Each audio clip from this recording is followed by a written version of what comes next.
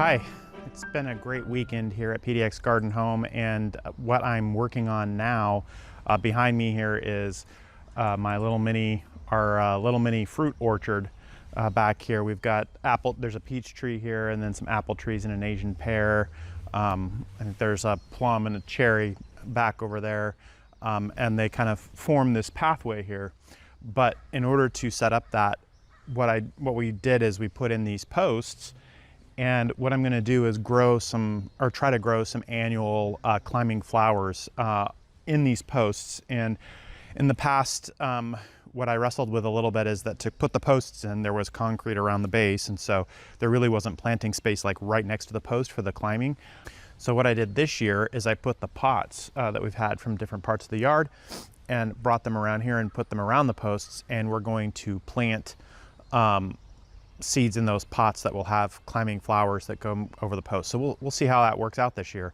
And in particular today, what I'm working on, because I think I'm a little bit late in this whole adventure, is the sweet peas. So I've grown a little bit of sweet peas here and there, but I've never had like the success that I see with some gardens where they have just lots of sweet peas everywhere. So I really have a lot of sweet peas. I got like a whole bunch of different varieties from the seed from the Botanical Interest Seed Company. And so I'm going to be planting them in all these different pots. I'm also going to put a little bit of organic fertilizer in the pots as well while I'm at it. I may refresh some of the potting soil in there, but maybe not. I mean, they've got soil in them already, and I think with some fertilizer, that's probably good enough for what I'm doing in there. So that's what I'm up to here. Maybe I'll show you some other pieces of it as we go.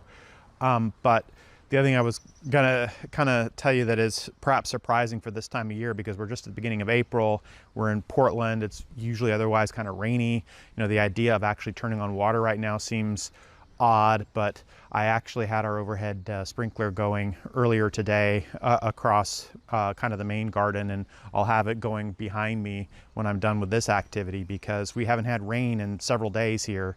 And it looks from the weather report like there's a good chance we won't have rain for several more days. And so I've got a lot of new seedlings in the ground all around us, and so they've got to get watered. I could either do it by hand or I can get the sprinkler going. So I'm going to go ahead and get the sprinkler going, just from a time perspective. So yeah, that's what I'm up to today, and I will see you all soon. Hey, I'm planting broccoli.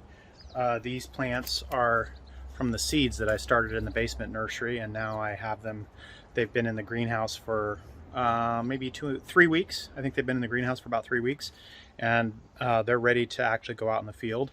The weather is fine for that. We still might get a frost between now, where it's early April, and so we still might get a frost between now and the next 2 weeks before kind of mid-April. But looking at the weather report, it's kind of, some of the nighttime temperatures are getting down close to where it could be frosty, but not quite here in Portland, Oregon. So we could also get away with no frost. We're kind of in that zone where if you wanted to take a risk, you could assume there's no frost. But I don't have a reason to take a risk, because really it's just, when do the plants have to go out? And I've still got tomatoes in the basement. I'll bring them up here to the greenhouse soon.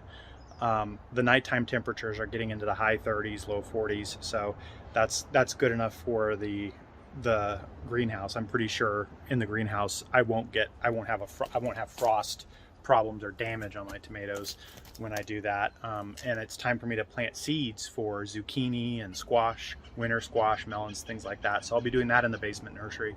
So I got a lot of stuff going on, moving stuff around in that regard.